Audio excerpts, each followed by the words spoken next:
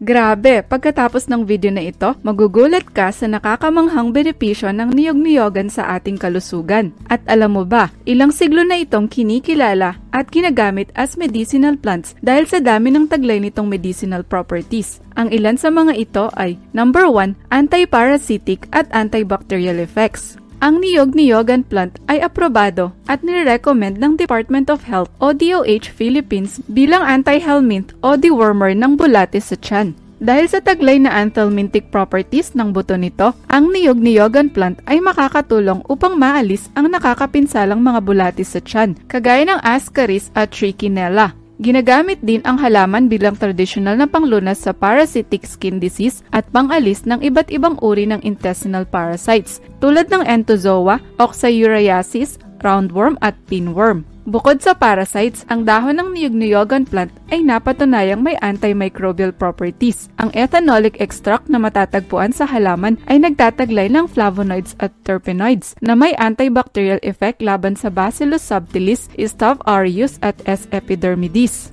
Number 2, makakabuti sa heart health. Ang dahon ng niyog-niyogan plant ay siksik sa dietary fiber na maaaring makatulong upang bumaba ang total blood cholesterol levels sa pamamagitan ng pagpapababa ng bad cholesterol. Ito rin ay makakatulong upang maiwasan ang atherosclerosis o pagbabara sa arteries. Mayroon ding potassium ang dahon ng niyog-niyogan plant na makakatulong upang maiwasan ang risk ng high blood pressure at stroke. Ang flavonoids at phytosterols na taglay ng halaman ay makakatulong din upang bumaba ang blood pressure. Samantala, ang steroidal glycoside at phenolic compounds na taglay ng halaman ay may cardioprotective properties, kaya makakatulong ang niyog-niyogan plant para maiwasan ang cardiovascular diseases tulad ng inflammation, high blood pressure, endothelial dysfunction at hyperlipidemia. Number 3, nagbibigay proteksyon laban sa cancer. Base sa Chinese medicinal plants, ang niyog-niyogan ay nagtataglay ng anti-tumor compounds na makakatulong upang mapigilan ang paglago ng isang uri ng tumor cell na hindi kayang sugpuin ng anti-cancer drugs. Ang bunga ng niyog-niyogan plant ay mayaman sa polyphenolic compounds na makakatulong upang maiwasan at malunasan ng cancer. Siksik din ito sa antioxidants tulad ng flavonoids, saponin, tannin, triterpene at unsaturated sterol. Ang mga nasabing antioxidants ay nagbibigay proteksyon mula sa pinsalang dulot ng free radicals na nagdudulot ng cancer. Maliban sa free radical scavenging activities, ang dahon ng niyog-niyogan plant ay mayroong cytotoxic at apoptic activities laban sa human prostate cancer cell line.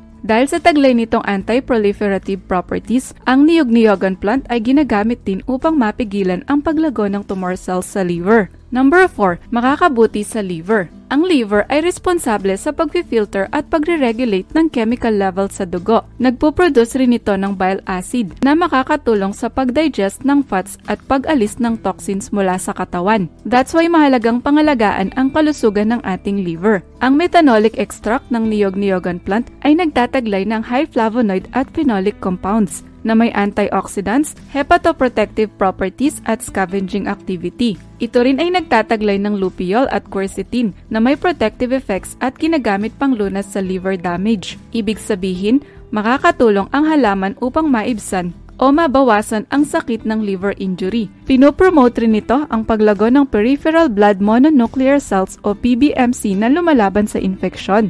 Number 5, pinopromote ang kidney health. Ang bunga at buto ng niyog-niyogan plant ay nagtataglay ng anti-inflammatory compounds tulad ng flavonoids, phenol, saponin, tannin, triterpene at unsaturated sterol. Ang mga nasabing compounds ay magagamit bilang panlunas sa nephritis o inflammation sa kidneys. Pwede ring pakuluan ng mga dahon nito at gawing tea para malunasan ang dysuria o kirot habang umiihi. Aside from that, ang dahon ng niyog-niyogan plant ay nagtataglay ng anti-urolithiatic at antioxidant properties na makakatulong upang maiwasan ang urolithiasis na nagdudulot ng UTI. Mayroon din itong luteol na makakatulong upang bumaba ang levels ng uric acid at maiwasan ang risk ng uric acid stones. In short, ang luteol na taglay ng niyog-niyogan plant ay maaaring magamit bilang panlunas sa kidney stones. Number 6, anti-inflammatory properties. Gaya ng sinabi kanina, ang niyog-niyogan plant ay nagtataglay ng anti-inflammatory properties. Ayon sa pag-aaral, Ang dahon ng niyog-niyogan plant ay napatunayang may phytochemicals at anti-inflammatory activity. Mayroon din itong ethanolic extract na nagtataglay ng flavonoids. Ito ay may kakayahang pababain ang inflammation o pamamaga sa katawan. Sa Vietnam, ang pinakuloang ugat ng niyog-niyogan plant ay tradisyonal na ginagamit bilang panlunas sa rheumatism.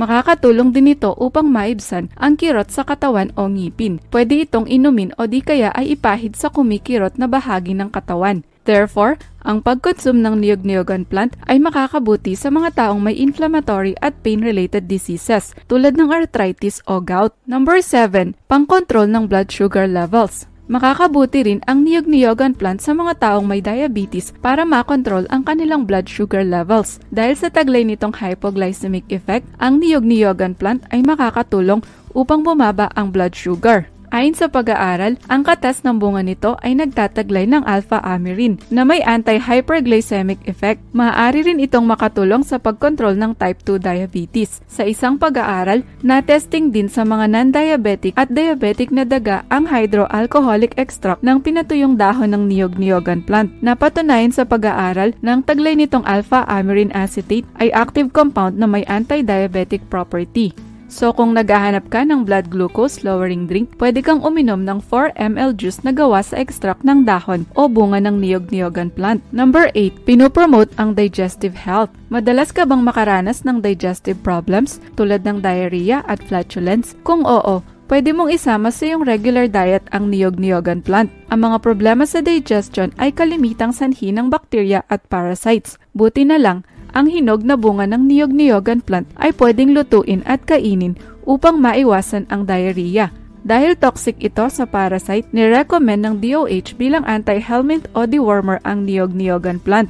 Ito ay makakatulong sa pag-alis ng mga bulate sa tiyan na nagdudulot ng diarrhea at flatulence. Furthermore, ang niyog-niyogan plant ay nagtataglay ng terpenoids at flavonoids. Mayroon itong antibacterial activity laban sa iba't ibang klase ng bakterya.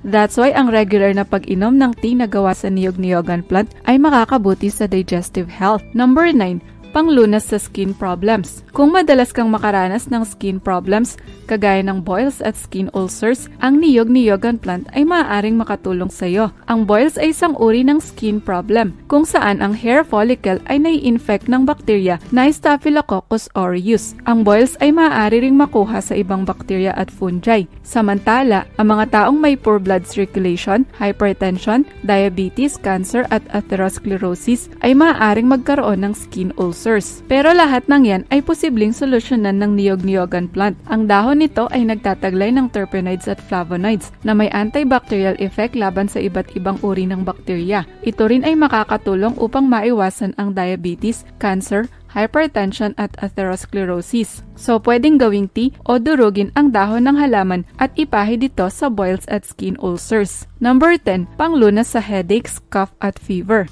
Bilang traditional herbal medicine, maaaring gamitin ang niyog-niyogan plant upang malunasan ng headache, cough at fever. Mayroon itong flavonoids, terpenoids at phenol na nagtataglay ng antibacterial at antiviral properties. Ang mga nasabing compounds ay makakatulong upang maibsan ang neuropathic pain disorder tulad ng headache at migraine. Effective din itong panglunas sa mga symptoms ng viral acute respiratory tract infections kagaya ng cough, sore throat, sneezing at fever. Ang niyog-niyogan plant ay makakatulong din para maibsan ang kirot at irritation na dulot ng canker sores, sore throat at sore mouth. Kaya naman, pwedeng itapal sa ulo ang dahon ng niyog-niyogan plant para maibsan ang kirot na dulot ng headache at fever. Kinakain din ng ibang Pilipino ang bunga nito upang malunasan ang ubo. Ano-ano ang side effects ng niyog-niyogan plant? Ang niyog-niyogan plant ay safe kainin kung naihanda ito ng maayos. Pwede rin itong isama sa daily diet, ngunit dapat itong i-consume in moderation upang maiwasan ang side effects nito. Ang halaman ay nagtataglay ng ethanolic extract. Bagamat ito ay safe at non-toxic, ang pag-consume ng mahigit pa sa recommended dosage ng naturang extract ay posibleng magdulot ng nausea, vomiting, diarrhea, abdominal pain, distension, hiccups at unconsciousness. Wala ring sapat na pag-aaral kung safe ba ang niyog-niyogan plant para sa mga buntis at breastfeeding mothers, pati na rin sa mga sanggol. Kapag pinahid sa balat, maaari rin itong magdulot ng allergic reactions tulad ng high body temperature, skin rashes, itchy skin at namamagang bukong-bukong. Para sa iyong kaligtasan, mas makakabuti na kumonsulta muna sa doktor bago gumamit ng niyog-niyogan plant kung meron kang existing medical conditions. Ano ang recommended daily intake ng niyog-niyogan plant? Although safe itong kainin, ang mga batang 4 na taong gulang pababa ay hindi dapat pakainin ng niyog-niyogan plant. Kung gagamitin ang anthelmintic properties ng halaman, siguraduhin na matured at dried na ang mga buto nito.